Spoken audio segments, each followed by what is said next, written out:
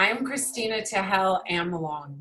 Every week in our weekly service at One Love, One Communion, Many Paths, One Mountain, I have the honor and opportunity to study the first principles of reality as they have been articulated by Dr. Marc Gafni and Barbara Marx Hubbard. Those two have worked together for over 100 collective years to articulate the story of the new human and the new humanity based on these first principles. The first principles constitute what they have called a universal grammar of meaning, or the new story, or a global ethos for a global civilization. Every week, guided by grace, Dr. Marc articulates the principles in precise formulations, and every week I recapitulate pivotal sections of the first principles in direct quotes from the prior week's articulation of Many Paths, One Mountain.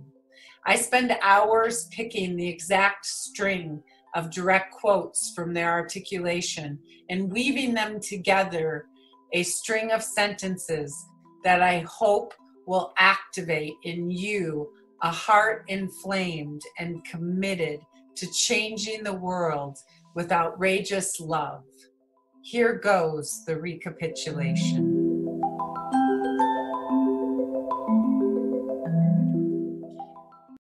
The whole world is walking on a very narrow bridge. We're at this moment of pandemic. We notice how the pandemic accentuates the fault lines in society that are already there. First principles of values are not in place that are needed to move through this moment. First principles are the necessary generator function for the envisioning of a new human and a new humanity. So what's happening in COVID-19 is two things. The first is that many forms of pseudo-eros are gone. The pseudo-erotic arrangements we make with life to avoid the pain of emptiness, to get us through, most of it is gone. Addiction is going through the roof.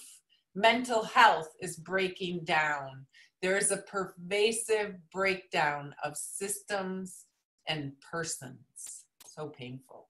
The second is that not only is pseudo-eros missing, but also much of the real eros that enlivens us and feeds us is just not available. The joy of being touched, of being in a restaurant or a place of worship, of gathering and feeling human energy. So not only have we lost pseudo-eros, we have lost core portals to our primary sources of eros. How do we find our way through? We find our way through by finding our way into deeper ethical eros.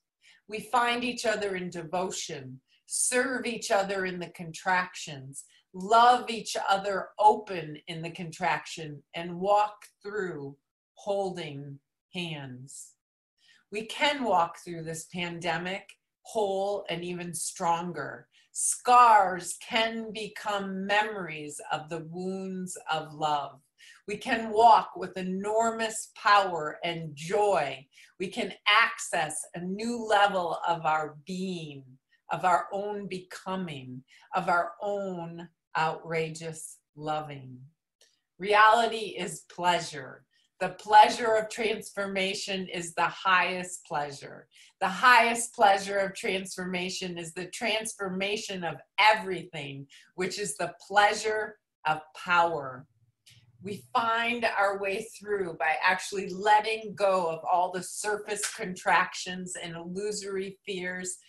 We let go of the fear that we are not madly loved, that our lives do not matter. No, Your lives matter insanely and enormously. Your life matters beyond imagination. All of reality intended you.